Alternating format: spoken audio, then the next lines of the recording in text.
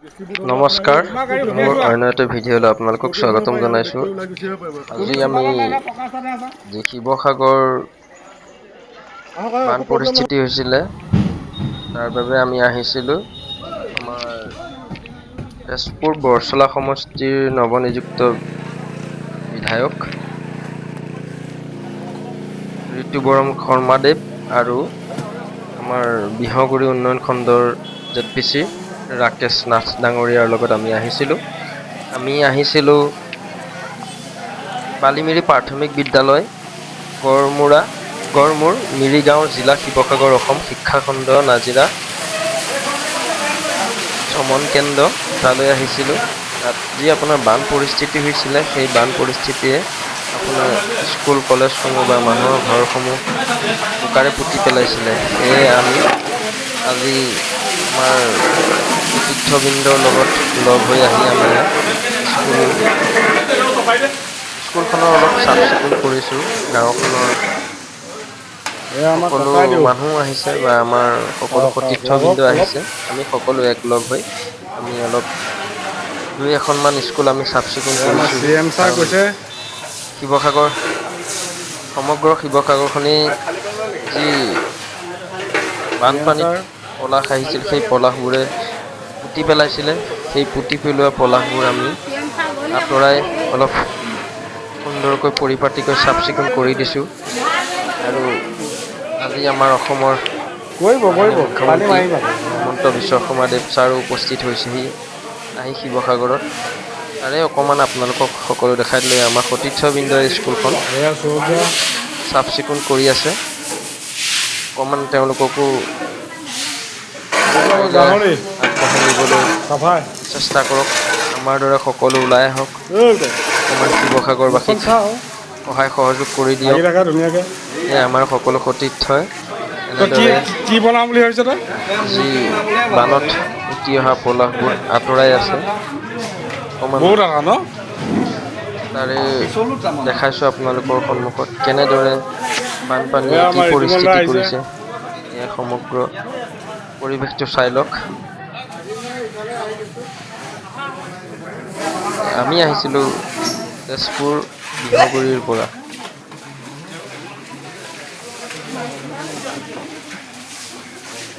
প্ৰায় গাঁওবোৰৰ ঘৰবোৰতেই এনেদৰে বোকাৰে পুত গৈছে। প্ৰায় 2-3 ফুট বোকাৰে আৱৰি পেলাইছে। আপোনালোকে যদি কোনোবা আহিম বুলি বিচাৰিছে, আহিলে 10-12জন লগ হৈ এনেদৰে এই পলাশবোৰ আঁতৰাই দিয়ে যাতে আহি, কাৰণ এইবোৰে সকলোবিলাক বিনষ্ট কৰিছে।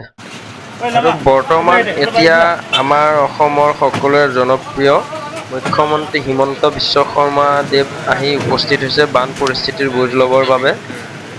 এয়া হিমন্ত বিশ্ব শৰ্মা ডাঙৰীয়া আহিছে আৰু ৰাষ্ট্ৰীয় অধ্যক্ষ JP নাড্ডা ডাঙৰীয়াও আহিছে। আমাকতো ওচৰত যাব নিদিয়ে JP নাড্ডা ডাঙৰীয়া আৰু অসমৰ সকলোৰে পৰিচিত মামা আহি উপস্থিত হৈছে। অৰ্থাৎ তেখেত ট্ৰেক্টৰত উঠিব লোৱাৰ সময়ত হঠাৎ ৰাকেশ দাক দেখা পালে। ৰাকেশ দাক সুধিলে, তই ইয়াত কি কৰিছ? তাৰপিছত ৰাকেশ দাৰ ওচৰত আহিল। ৰাকেশ দাৰ লগত কথা বতৰা পাতিলে। আমাকতো ওচৰত যাব নিদিয়ে।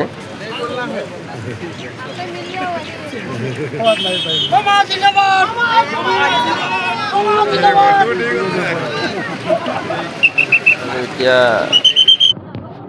মামা ট্ৰেক্টৰত উঠিছেগৈ।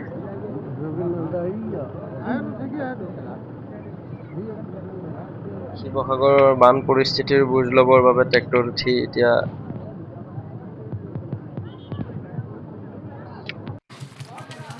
এয়া একেবাৰে পলাশে উভৈনদী কৰিছে।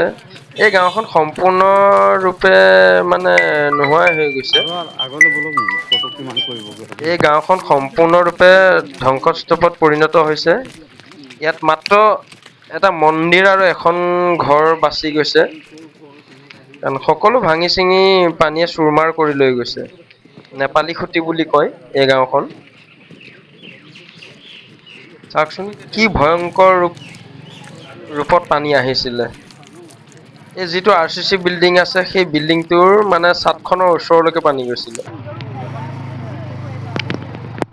এইটো নেপালী খুঁটিৰ পৰা অলপ আগত আহিব লাগে। গোটেই মানে গছ গছনি জাবৰ জোথৰ চব লৈ আহিছে। এয়া চাওক পলসবোৰ কেনেকুৱা হৈ পৰিছে।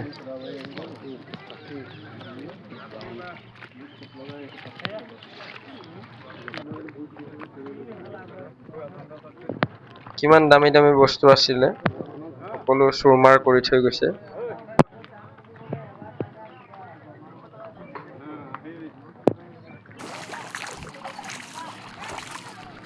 এতিয়া দিখৌ নদী। এইখন হৈছে দিখৌ। শান্তভাৱে বৈ আছে। এতিয়া শান্ত ৰূপত আছে দিখৌখন। পাহাৰটো পাই এয়া নাগালেণ্ডৰ পৰা বৈ আহিছে চাওক দিখৌখন। কিমান এটা সুন্দৰ শান্ত পৰিৱেশত আছে। নেপালী খুঁটি পালে। এই নদীখনেই ভয়াৱহ কাল ৰূপ ধাৰণ কৰি গোটেই শিৱসাগৰবাসীক কন্দুৱাই গৈছে। প্ৰথম আৰম্ভ এইটো।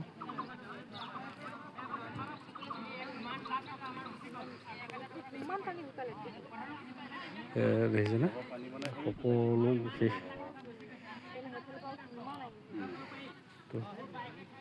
সকলো ভাঙি চিঙি চুৰমাৰ কৰি থৈ গৈছে। আমাৰ ছাৰ আহি আছে। এয়া আমাৰ বৰচলা সমষ্টিৰ ৬৬ নং বৰচলা সমষ্টিৰ বিধায়ক ঋতুবৰণ শৰ্মাদেৱ আমাৰ লগত উপস্থিত আছে। দিখৌ নদীখন পৰ্যবেক্ষণ কৰিছে তেখেতে।